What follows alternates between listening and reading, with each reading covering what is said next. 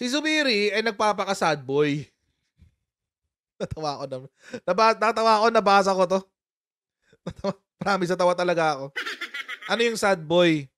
Yung sad boy, mga kochero, ito yung ano, kapag yung well, yun, lalaking nagpapaka-biktima. Sad boy. Sad boy daw siya eh. Heartbroken ako, sabi niya. Yun ang sad boy. Oo. Nagpapabiktim. Kalalaking tao, nagpapakabiktima. Senator Zubiri, hindi ka po biktima. You're not a victim. First and foremost, hindi naman pala siya tinanggal. Nag-resign siya. Well, eventually kasi siguro naisip niya, mas maganda na siguro yung umalis ako kaysa tanggalin ako. Di ba? Ang pangit kasi nung unceremoniously bigla kang tinanggal, di ba? Ang pangit nun. So siguro iniisip niya, wala nang support sa akin ng Senate ang mga kasama ko, so might as well step down. Baka yun naisip niya. Alam mo, Senator Zubiri, being a sad boy is not a good look to any man. Kahit sinong lalaki, mga kochero. It's not a good look. Lalo na sa mga senador. Kung kapitag-pitagang ang senador, papaka-sad boy ka. Goodness. Naman. Shoutout muna sa mga kaibigan natin sa Sendwave. Kung kayo po ay nasa US, UK, Canada, Italy, France, Spain, Ireland, and Belgium, ay pwede po ay magpadala ng inyong mga remittances sa Pilipinas gamit po ang Sendwave. Ang gagawin nyo lang ay download ang inyong Sendwave app, gawa kayo ng account, ilagay nyo yung bank account details nyo. At pwede na magpadala sa GCash, sa mga pawn shops at iba't ibang mga bangko sa Pilipinas. At kapag ginamit nyo pa ang kayong promo code sa inyo pong unang padala, ay makakuha kayo ng karagdagan $20 free credit. Kaya gamitin na si Sendwave for all of your remittance needs. Oh, Zubiri, heartbroken sa pagpapatalsik sa kanya bilang Senate President. Huwag kang sad boy, Senator. O, syempre, heartbroken. Sir, how do you feel? Siyempre, heartbroken. Alam mo naman, di naman siguro tayo kalaban ng the powers that be. Pero siguro dahil not following instructions, kaya dali tayo.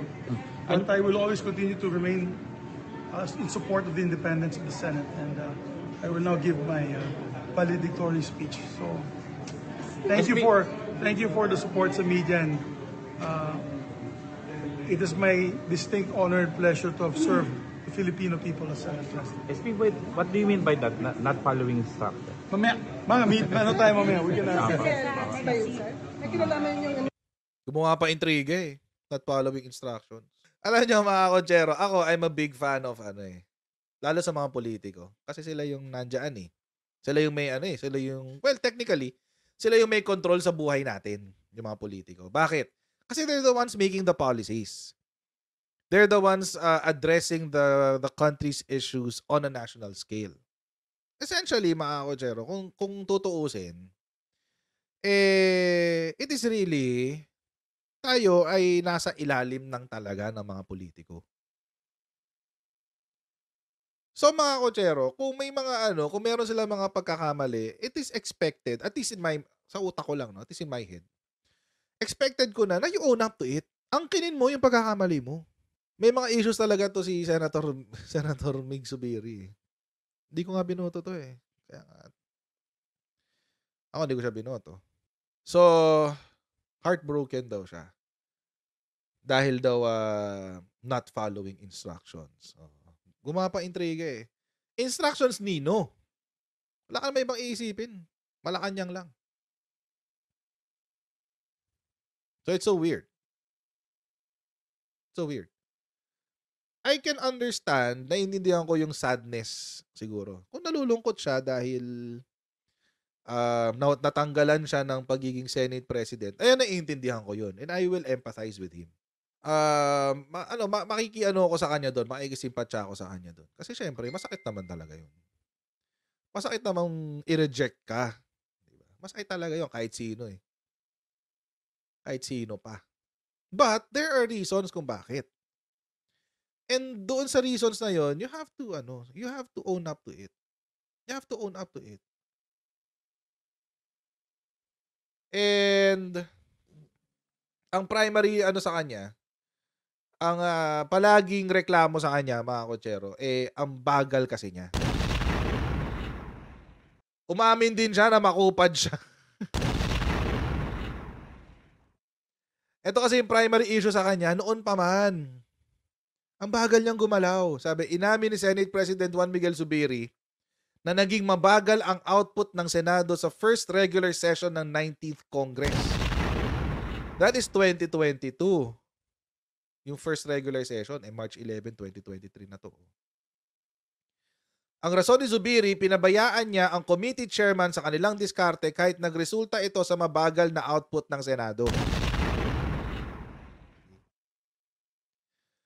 So, ibig sabihin, you're not in control of your Senate. Hindi mo kontrolado yung mga senador mo. Imagine, hindi mo sila pinush na tapusin yung mga priority bills. For example, last year, sinabi na ni PBBM, gusto niya ng economic charter change. Last year pa yun. November, December. Umusad sa lower house. Umusad na doon. In fact, mali lang talaga yung diskarte nitong lower house na to. Ba't pa nila dinaan sa People's Initiative? Alam naman nila kabalbalan yun. Lalo tuloy bumagal. Natural, sasadyain niyang bagalan yun. Kasi People's Initiative eh. Tapos, kailan lang sila nag-start ng hearing for economic charter change, RBH 6? Last week lang. Mabagal siya. May na. December pa sinabi. Mayo na. Nagka-issue o hindi, dapat, inunaw niya yon. Napigilan lamang ang pagtanggal. Dapat pala, noon pa pala siya tinanggal, oh. Napigilan lamang ang pagtanggal sa kanya matapos itong kumilos para agarang maaprobahan ang RCEP. O, see? Eto, minadali niya tong RCEP na to. Hindi nga ako pabor sa RCEP eh. I think it was a bad move ng Marcos administration. Until today, kahit admin supporter ako, iniisip ko na bad move yung RCEP na yan eh. Talo tayo dyan, talo yung mga magsasaka natin dyan. Inaprobahan nila eh, o di yan. But anyway, that's another topic altogether. Eto mga kotsero, kung di pa niya to ginalaw, malamang sa malamang last year pa siya wala. Imagine, ganun siya kabagal. Yun yung primary issue sa kanya. Tapos, ito naman yung reklamo regarding sa PIDEA leaks. Sinabi na niya, siya na mismo ang nagsabi na may mga hearsay at may kakulangan ng ebidensya yung PIDEA leaks. Siya na mismo nagsabi. Nakita na niya. Sabi niya, while certain claims were made, documentary evidence is yet to be presented. There were no pictures, no corroborating testimonies. In other words, this was solely based on the testimony of one person based on what appears to be hearsay evidence. Nakita mo na pala. Alam mo na. Senate President K. Alam mo na. Nakita mo na eh. Walang picture, walang corroborating testimony, walang mga ebidensya. At ang testimonya, ang pinagbabasihan lang na inaangklahan lang nitong hearing na to ay ang testimonya ng iisang tao na hindi pa siya yung may first-hand information. Pero anong ginawa mo? Hinayaan mo pang umabot ng pang-apat na hearing. Anak-anak, di ba? Kaya siya inaano ng lower house eh. Ba't pinayagan mo pa yan? Circus na nga yan eh. Kaya pati lower house, tinatanong siya, bakit ba pinagpapatuloy mo pa yan? Tapos, meron pang extension next week. Anak-anak, di ba? Alam nyo na nga na sinungaling yung mama. Nakumpirma na. Day 1 pa lang, kumpirmado na sinungaling yung mama. Tapos maghihiring pa kayo. Pinagpatuloy nyo pa rin. Meron pang next hearing, iintay lang doon na gumaling si Kumar. Ano kayo ng tipaklong dyan? Meron pa pala, may isa pa palang nag-i-issue sa kanya. Yung hindi niya pagpirma sa sa subpoena ni Kibuloy. Ang tagal bago na pirmahan yung subpoena. 1 month yata umabot. may kulang talaga, may issues talaga kay Zubiri. Kaya dapat hindi siya magpaka-sad boy. Angkinin mo yung pagkakamali mo. Una, mabagal ka. Pangalawa, wala kang kontrol sa mga senador. Hindi mo sila nag-guide, hindi mo sila natutulungan. Pangatlo, yung mga priority bills hindi mo naaasikaso. Tapos ngayon, magpapaka-sad boy ka. Natawa nga ako eh. Nag-iikot siya ngayon sa lahat ng network. Nagpapa-interview siya, pero ito lang yung nakuha ko. Kasi ito yung isa sa mga pinakauna. Yung kay GMA. Panoorin natin. Medyo mahaba lang 11 minutes. Sa puntong ito, makakapanayan po natin si dating Senate President, Senator Migs Zubiri. Good evening po sa inyo, Senator. Vicky po. Senator, yes. Hello Vicky, magandang gabi po sa inyo at sa lahat ng mga kababayan na nanonood rin. Yes, very long day for you po. Meron po kayong sinabi sa inyong talumpati na you failed to follow instructions from the powers that be. Ano po ang ibig niyong sabihin dito? Ano po yung Well, instructions? katulad ng binanggit ko sa news item kanina, alam mo, yung sa PI pa lang, People's Initiative, kinalaban po natin yan, kinontra po natin yan dahil syempre mawawalang sa yung Senado at hindi tayo pumayag noon to protect the institution. Talagang ginaban po natin at nanatili po ang Senado at nawala din po yung PI na yan. Nung pag-umpisa pa noon, that was January, February, may nakikita na po akong mga alitan, mga black propaganda, medyo tampo no, sa ating liderato and by our allies. And sinabi ko lang talaga, we are defending the Senate as an institution bilang isang independente na institusyon ng ating bansa as the last bastion of democracy. Pero, And then Senator, naramdaman ko po itong mga ilang, yes. Yes, Senator, sinabi niyo yung powers that be. Sino ba itong powers that be na tinutukoy niyo sa statement niyo? Well, very influential people siguro nagtampo sa akin. Lalo-lalo na itong ang balita sa akin, marami nagkwento sa akin na dahil sa mga hearings ni Bato, ay may mga nagtampo sa akin na bakit ko daw tinuloy ang hearing. Alam nyo, Vicky, nung panahon nga ni President Digong, yung family na nag-chairman nun, si Senator Gordon, isang taon po yung hearing na yun, halos isang taon, hindi po natin pinigil yun kasi that is the prerogative of the committee chairman. We give them their independence and their right na magkaroon po ng hearings na ganito.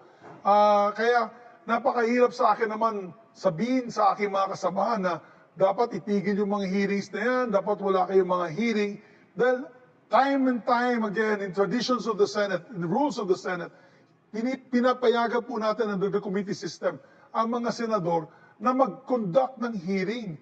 Wala po sa aming karapatan yan bilang Senate President. Iba po kami sa House of Representatives. And so we give them the proper leeway na binibigay po in the traditions and rules of the Senate. Kaya ang balita sa akin, may nagtampo, hindi ko na siguro mababanggit yung sino nagtampo sa akin, pero dahil dyan, this is the consequence of my action. Unfortunately, I'm just protecting the institution. Senator, Natatawa ako dun sa sinasabi niya na you're protecting the institution. Pero ngayon, ini-imply niya na merong kumukontrol sa Senado. You're protecting the institution, pero sinasabi mo ngayon na may kumukontrol sa Senado, kaya ka tinanggal. It doesn't make sense. Please make it make sense, Senator Zubiri. Paano ka tatanggalin ng ibang tao kung sinasabi mo na pinrotektahan mo ang independence ng Senado? Hindi na nga kayo nakakapasa ng batas eh. Ang bagal yung gumalaw dyan eh. Tapos sasabihin mo na pinoprotektahan yung independence ng Senate? you mentioned from instructions from the powers that be. When you say powers that be, are you referring to the President, to the First Lady? I don't want to make guesses, but people that are influential enough to secure the votes, alam mo, nung Sabado, ang dami nagte-text sa akin, may suporta, full support kami sa iyo, 100% po kami sa iyo. Ikaw ay ang aming kandidato, you are good for the institution. Pagkatapos ng 24 oras po, paggising ko, hindi na sumasagot sa akin. Kaya, alam mo, yung ganyang klaseng pagbaliktad, lalong-lalo na sa mga kaibigan na tinuturi kong tapat na kaibigan na medyo heartbroken po ako sa mga pangyayari ito, ay talagang nakakalungkot. At hindi basta-basta lang hindi basta-basta kasama ko sa Senado ang makaka-convince sa kanila niyan. Which is okay. All is fair in love and war. Alam mo, politika yan eh.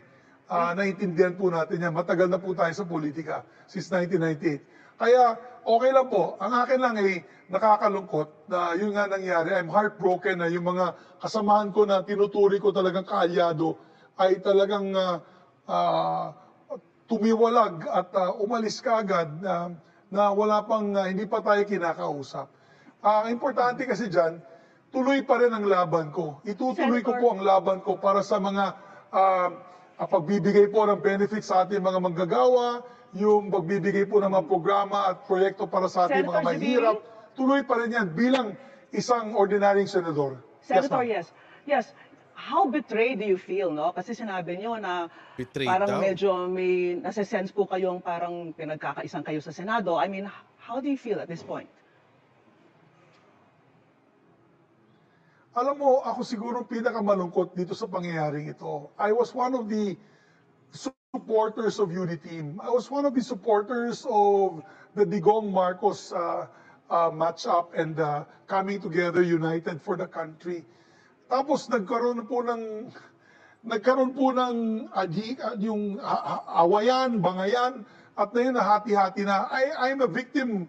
Nasa gitna po ako eh. Sinabi ko po to sa hearing ni Senator Bato. Sabi ko, may galit sa akin yung isang grupo dahil meron ako mga sabpina sa kanilang mga leader. Galit naman din ako ang grupo na ito dahil pinapayagan kita makipag-hearing na yon. So parang nasa gitna po ako. Kaya okay lang sa akin yan dahil ang pinaglalaban ko ang institusyon. Dahil ang institusyon ang napakahalaga. Being the last bastion of democracy, talagang inirespeto ko po ang traditions ng ating Senado. And because of that, siguro may nagalit sa akin, may nagtampo sa akin, and ito pong kalagayan po natin ngayon. But I would like to thank, gusto ko pong pasalamatin yung mga kasamahan ko na nanatili sa akin.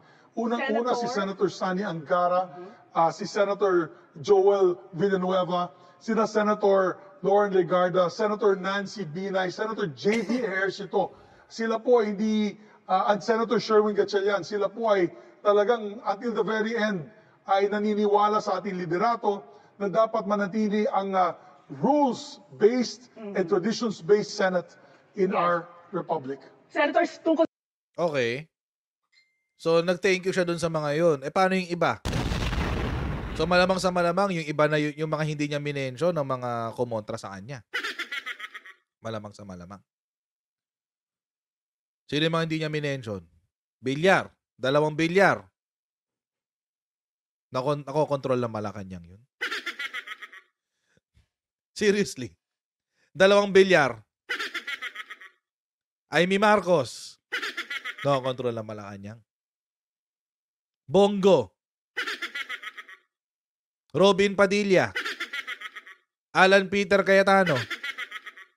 Nako-control ng Malacanang yan. Ng powers that be that you're saying. O yan, si Ontiveros, si Pimentel.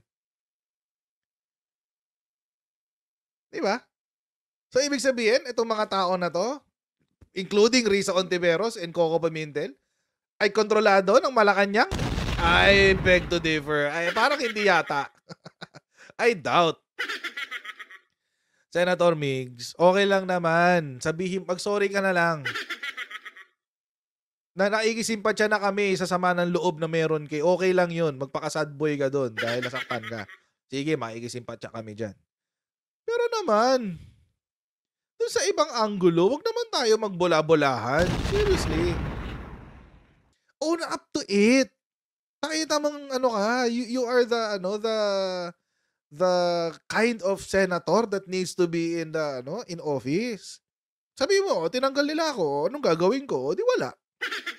Kaya na nila sa akin, I did my best, but they did not want me. O di fine. Alis. Oh. Ganun yun. Have some self-respect. Diba? Have some self-respect.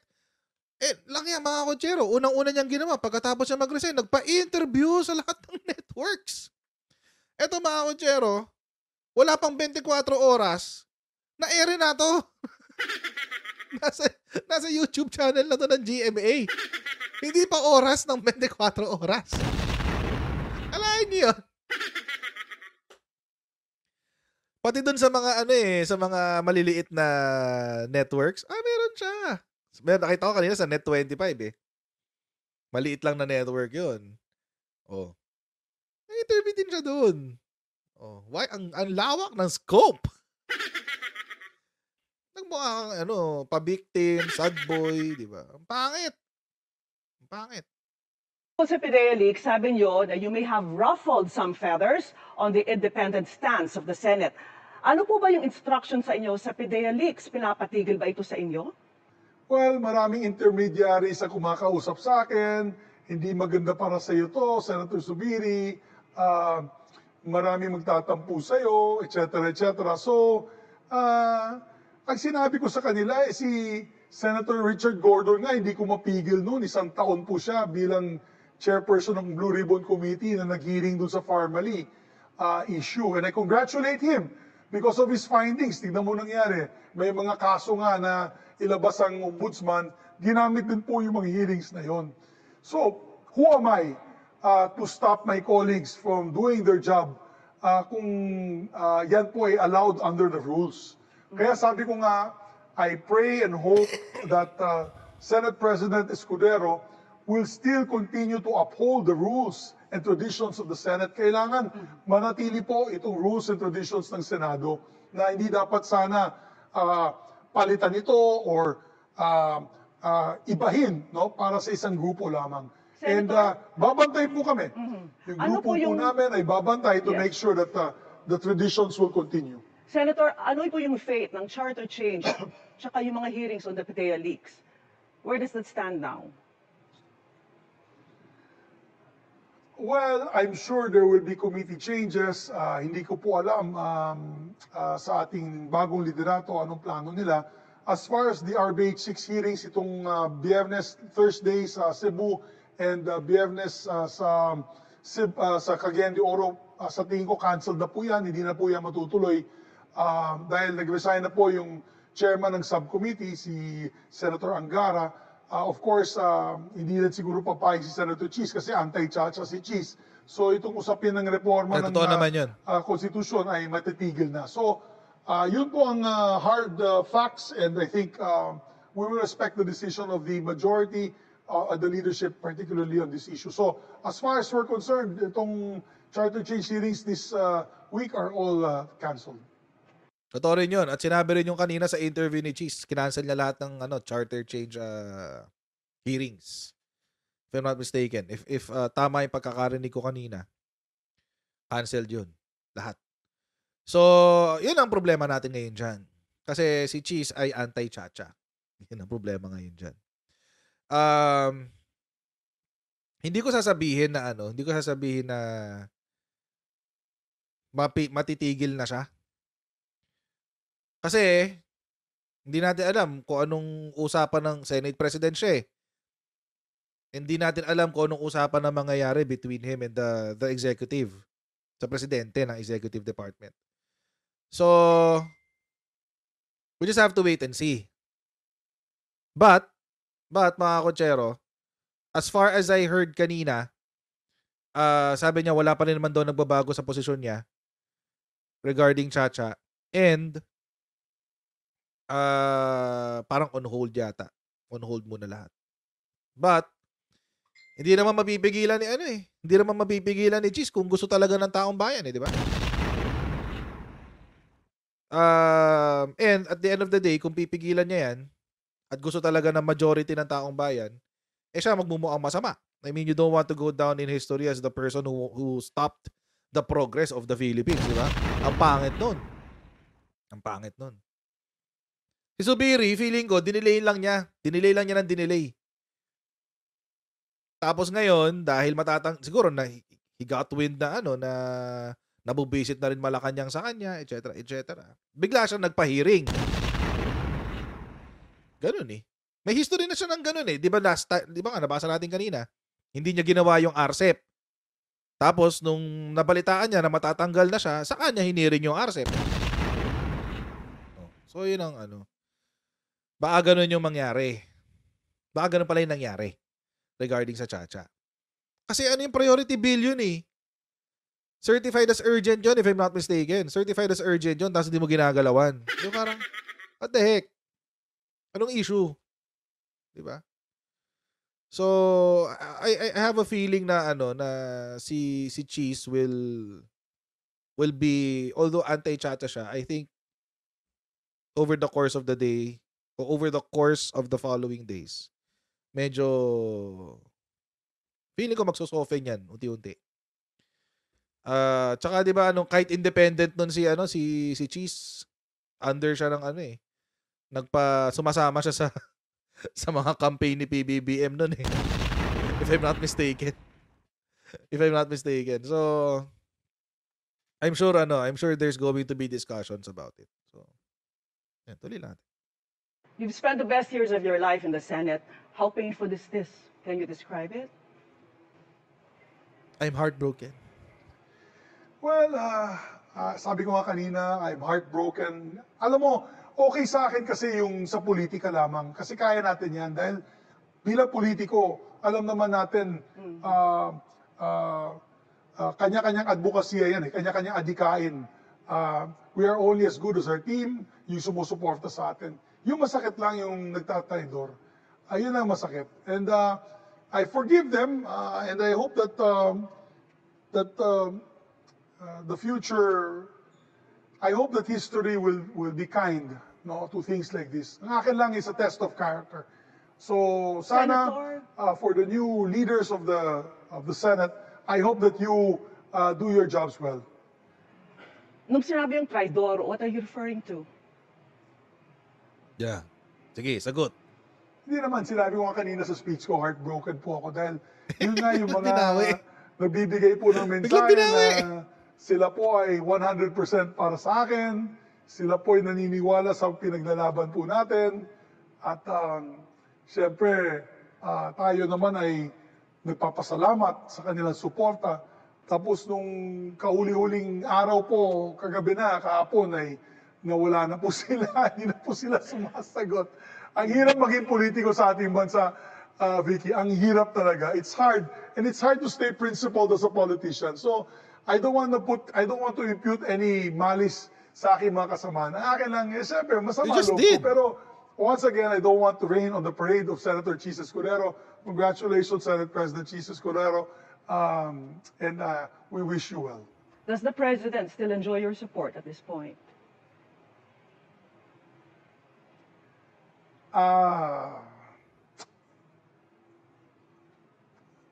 That's for another discussion.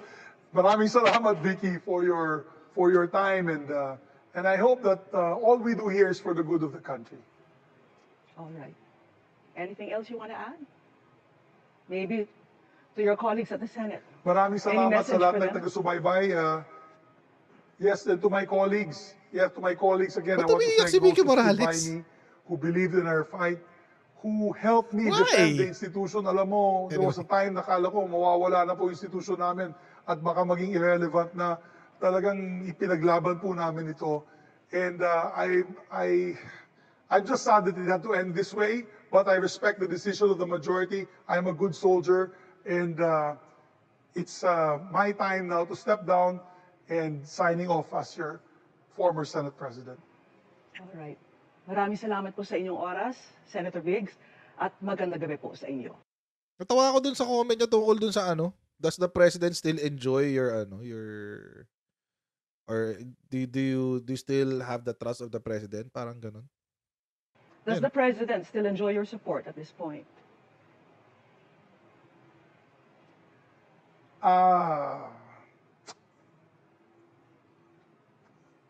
That's for another discussion. So, ang ending mga kochero, sinisisi ni Mig Zubiri, ang Malacanang.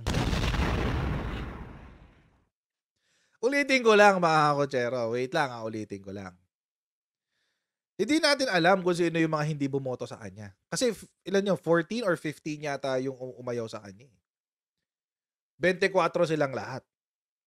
So, 14 or 15 out of the 24, umayaw kay Mig Zubiri. So, what's he implying? What's he implying?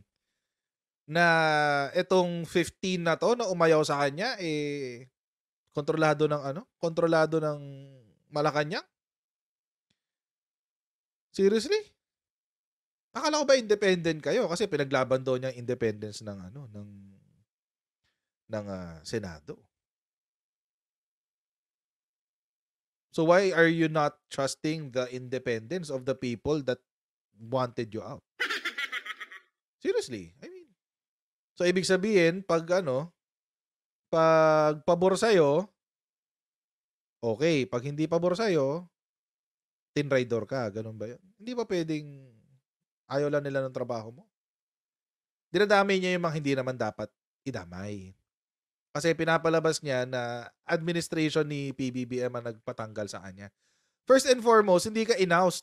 You resigned. Inunahan mo nga yung pagtanggal sa'yo eh. Inunahan mo na eh. Siguro graceful exit na lang din. Di ba? Why not? Okay, so mga kutsero, hanggang dito lang po muna tayo sa ating live stream today. Huwag niyo po kalimutan mag-like, share, and subscribe sa ating Kutsaro YouTube channel. And follow me on my Facebook page, Jared Pulido. And I'll see all of you in our next Kutsaro Live! Bye everyone! See you next time! Bye!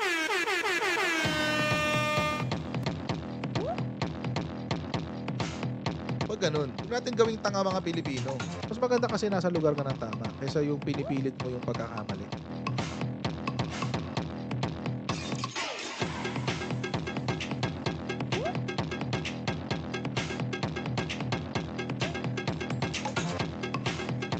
Are they willing to go that far? Hindi makakalimutan ng Pilipino yan hanggat di nasasagot niya. Sino ngayon nagsasabi ng totoo?